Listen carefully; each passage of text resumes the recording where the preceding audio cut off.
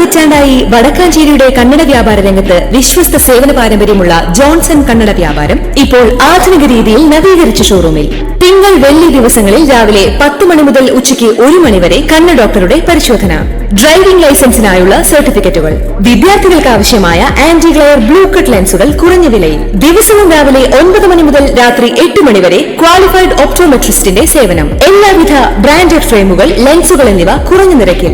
Johnson Kannada വ്യാപാരം, John's tower, divine ആശുപത്രിക്ക് എതിർവശം, Vadakkanchery. Phone 94963474. Artificial intelligence സാങ്കേതികവിദ്യയിലെ ഇടതുപക്ഷ നയം വ്യക്തമാക്കി ധനമന്ത്രി KN ബാലഗോപാൽ. ആളുകളെ ജോലിയിൽ നിന്ന് പിരിച്ചുവിടുന്ന നയമല്ല, ആളുകൾക്ക് ജീവിക്കാൻ കൂടി വേണ്ടിയുള്ളതാണ് സാങ്കേതികവിദ്യ എന്ന് പറഞ്ഞ ധനമന്ത്രി AI സാങ്കേതികവിദ്യ മനുഷ്യത്വമുഖമുള്ളതാകണമെന്നും പറഞ്ഞു. നിയമസഭയിലെ ബജറ്റുമേലുള്ള പൊതുചർച്ചയിൽ മറുപടി പറയുകയായിരുന്നു മന്ത്രി. സാങ്കേതികവിദ്യ പിന്തുടരുന്ന മുതലാളിത്ത രാജ്യങ്ങളിൽ ആളുകളെ ജോലിയിൽ നിന്നും പിരിച്ചുവിടുന്ന നയമാണ് സ്വീകരിക്കുന്നത്. എന്നാൽ AI വന്നു കഴിഞ്ഞാൽ ആരെയും നിയമിക്കേണ്ടതില്ല എന്ന നിലപാടല്ല ഇടതുപക്ഷത്തിൻ്റെതെന്നും മന്ത്രി വ്യക്തമാക്കി.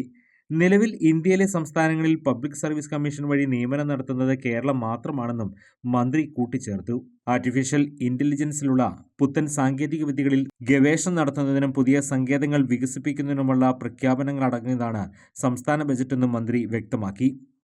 സംസ്ഥാന ചരിത്രത്തിലാദ്യമായി വരവ് ചെലവും 2 ലക്ഷം കോടി രൂപ കടക്കുന്ന ബജറ്റാണ് ഇത്തവണത്തേത്. കൂടുതൽ വാർത്തകൾക്ക് ഞങ്ങളുടെ ചാനൽ സബ്സ്ക്രൈബ് ചെയ്യുക. ഫേസ്ബുക്ക് ഫോളോ അപ്പ് ചെയ്യുക. വാർത്തകൾ വേഗത്തിലറിയാൻ Anytime News.